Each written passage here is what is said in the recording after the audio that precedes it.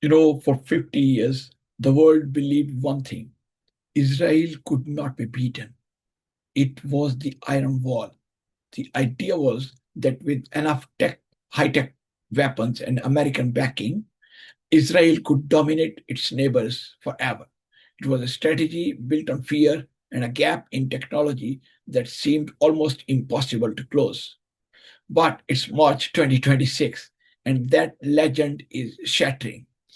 12 days into the war with Iran, the unbeatable state is facing a reality that no jet can fix. We aren't just watching a fight between two countries, we are watching the collapse of a superpower's entire foundation. The data from 2025 and 2026 proves that the old rules of war are dead. Today, we peel back the layers to show you the three traps that prove why Israel is losing its grip on power. This is Power Dissected. You know, power isn't just about guns, it's about people. A nation is only as strong as the people who are willing to stay and fight for it. But right now, you know what is happening? Israel is bleeding its most important asset, its human capital. In 2025, the data hit a red alert level. For the first time in its history, Israel recorded a net negative migration. 69,000. Yes, I mean 69,000 people, citizens, Israeli citizens, walked away in a single year. Now think about that number. That's an entire city's worth of people packing their bags and leaving the country.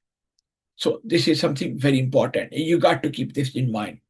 But, you know, there's another dimension to the story, and we have to understand this factor. Who is living is the state of Israel that should terrify the journals of that country. This isn't just random flight of people leaving, 69,000 people living in one single year.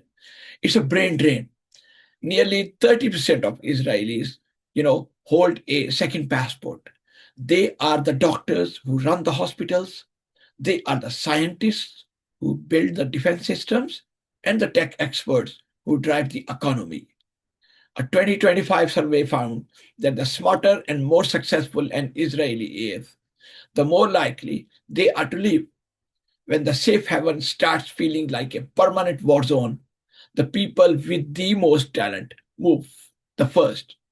You cannot run a high tech army if your best brains are moving to Berlin, New York, London, or elsewhere. Now, based on the facts which we've been observing right now, Israel is winning the dogfights in the air because Iran does not have any air power, but it's losing its future on the ground. I mean, Israel is, although it's winning the dogfights in the air, but it's losing its future on the ground. Why? Because, as I told you, a country without its people isn't a country. It is just an outpost. The second factor we have to remember is for decades, the Israeli Air Force had what we call a special mode. Their planes were stealth, invisible to the enemy. This allowed them to strike anywhere at any time with zero fear. That advantage just evaporated. In early 2026, Russia and China stepped into the game and they changed the rules of the war game. They stopped just talking and started acting as technological anchors for Tehran. They gave Iran the S-400 system and the Su-35 jet. These aren't just more weapons, they are stealth killers. They are designed to unmask the invisible F-35 and track it from hundreds of miles away. But the real silent killer, to my understanding, is China's Beidou 3 satellite system. In 2026, Iran officially moved its entire military off of Western GPS and onto China's network. This means Iranian missiles are now immune to Western jamming. They can strike with surgical precision, hitting targets the size of a window. Isn't that interesting? We saw this in the strikes on IDF bases this week, and the cheat code is gone. For the first time in history, the hunter is being hunted. The technological wall that protected Israel has been torn down by Eurasian power of Iran. So the first was brain drain, and the second was the technological superiority. And the third, of course, is also very important, and that is also shaking. The final pillar, as I mentioned, is the American promise, the belief that the US would always be there to save the day, no matter the cost. But in 2026, that promise is also gone into the heavens. Now it's bankrupt concept. When oil prices, jumped to $120 a couple of days ago, and this $120 per barrel, because of the war, the US government didn't send an army to Iran. They scrambled to release 172 million barrels from their own strategic petroleum reserve just to keep gas prices down at home. The American people are tired. They're tired of forever wars and tired of paying for a conflict 6,000 miles away from their homeland. So, even more shocking is what is happening with the neighbors.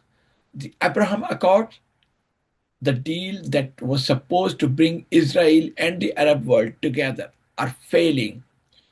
Countries like the UAE and Saudi Arabia are now refusing to let the US use their bases to attack Iran. They've realized that while America might leave, Iran is a permanent neighbor. They are choosing survival over a broken alliance.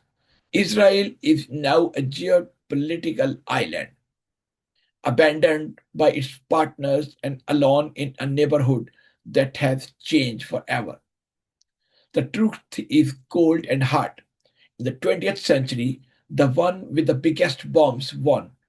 In 2026, the winner is the one who can outlast the other. By pushing for this war, Israel has triggered a massive exit of its own people and forced Russia and China to arm its enemies with stealth killing tech. The Iron Wall didn't fall to a tank, it fell because the world moved on. Iran is now the regional anchor, and the US is retreating to fix its own domestic problems. So, this is, my friends, this is now the new map of power. The era of one sided dominance is over. The giant has fallen, not because it was hit by a bigger giant, but because its foundations rotted away. I am with Power Dissected. If you want the facts without the fluff, please subscribe and tell us in the comments, can a country survive if its brains have already left? Thank you.